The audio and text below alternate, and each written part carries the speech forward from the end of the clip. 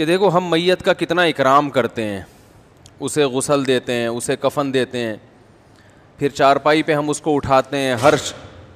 ہر شخص کی کوشش ہوتی ہے کندھا دینے کی. جتنا قریبی رشتہ ہوگا آپ کی خواہش ہوگی میں اس میں زیادہ سے زیادہ اپنا حصہ ڈالوں کہ بھائی میت کی یہ آخری خدمت ہے, اس کے بعد میت کی جسمانی خدمت کا موقع نہیں ملے گا. پھر قبر پہ مٹی ڈالتے ہیں, پھر اس کے بعد دعا کرتے ہیں, پھر ساری زندگی اس کے لیے دعا کرتے رہتے ہیں. یہ سال ثواب بھی کرتے ہیں, صدقات و خیرات کرتے ہیں, دعائیں بھی مانگتے ہیں. یہ سب اس لیے ہے کہ ہم مانتے ہیں کہ اس کائنات کو کسی نے بنایا اور انسان کو بھی کسی نے بنایا. اگر آپ اللہ کو نہیں مانتے, آپ مانتے ہی نہیں کہ یہ کائنات کسی نے بنائی ہے, تو اس کا مطلب یہ ہوا کہ یہ کائنات اتفاق سے وجود میں آئی ہے. اتفاق سے بنی ہوئی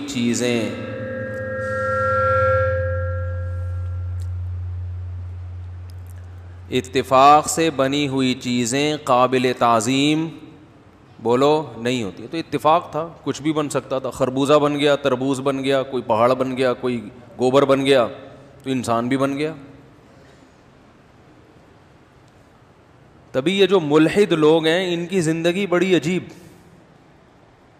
مر گئے تو یہ قابل تعظیم بولو نہیں ہے.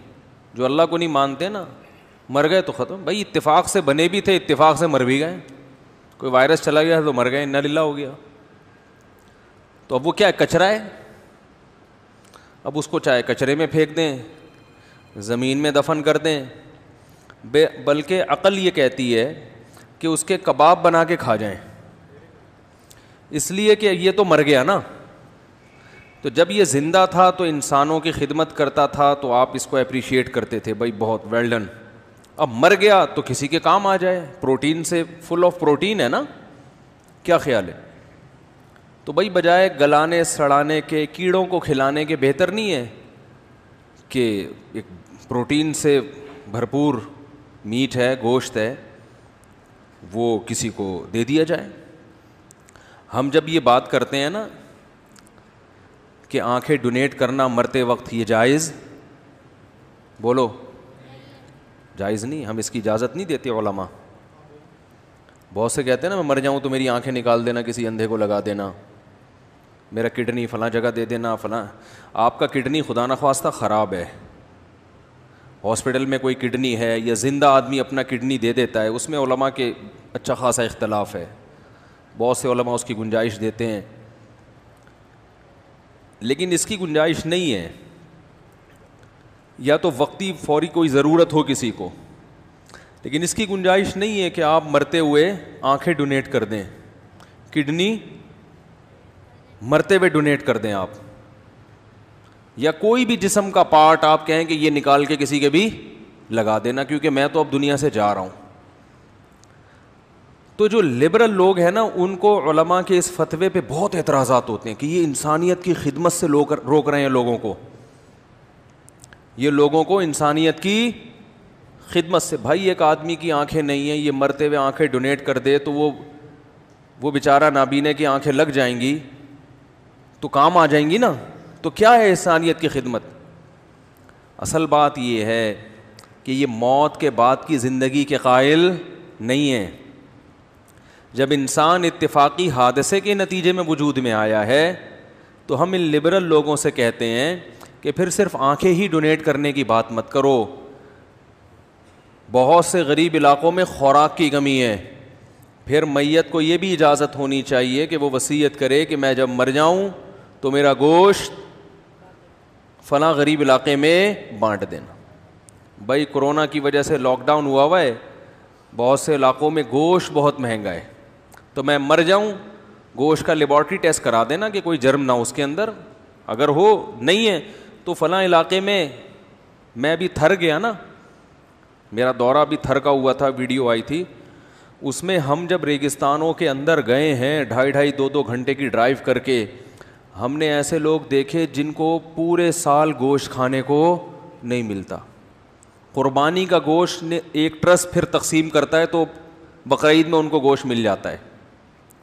جب تک وہ ٹرسٹ جو پاکٹ ویلفیئر ٹرسٹ ہے, جب تک وہ ٹرسٹ ان کو گوشت نہیں دے رہا تھا تو وہ کئی سال گزر جاتے تھے ان کو گوشت کھائے ہوئے. سبزی ایک قسم کی اور دال, سبزی بھی ایک ہی جیسی پورے سال جو وہاں اگتی ہے. ایسے پسماندہ علاقے. بہتر نہیں ہے کہ آپ مرنے سے پہلے وصیت کر دیں, یار میں مر گیا تو صرف آنکھوں کی کیا بات ہے, خوراک تو انسان کو پہلے چاہیے نا. تو میرا گوشت تھر میں ان غریبوں کو بانٹ دینا, میرا نہیں بانٹ دینا, میں مثال دے رہا ہوں. پتہ چلا کوئی کلپ چلا دیا مفتی صاحب نے وصیت کی ہے. تو اس کا کیا جواب ہے آپ کے پاس؟ جو آپ کے پاس اس کا جواب ہے نا کہ یہ انسانیت کی بے اکرامی ہے, توہین ہے. موت کے بعد بھی انسان قابل تعظیم ہے, اس لیے کہ یہ اتفاق سے نہیں بنا, یہ مقصود کائنات ہے. اللہ نے اس پوری کائنات کو انسان کے لیے بنایا. سب سے زیادہ قابل تعظیم کون ہے؟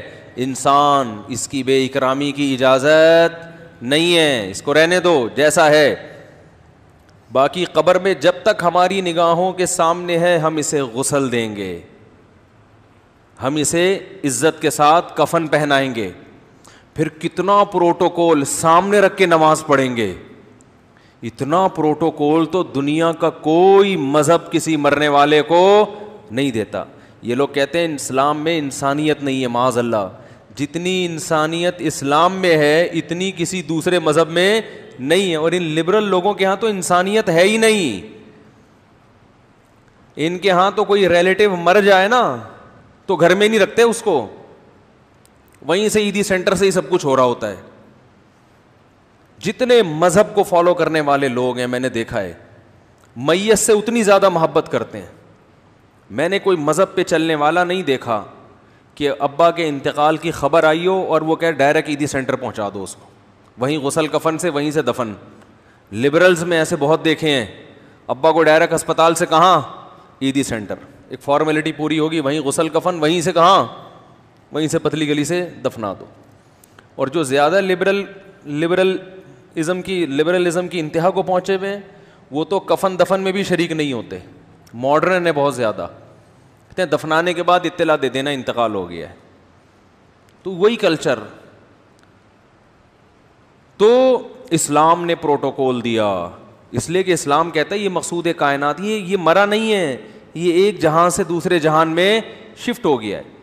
رہا یہ مسئلہ کہ قبر کے اندر کیڑوں نے کھا کے ختم کرنا ہے, بھائی وہ ہمارا ہیڈک نہیں ہے, وہ کیڑوں کا ہیڈک ہے. وہ اللہ جانے اور بندہ جانے.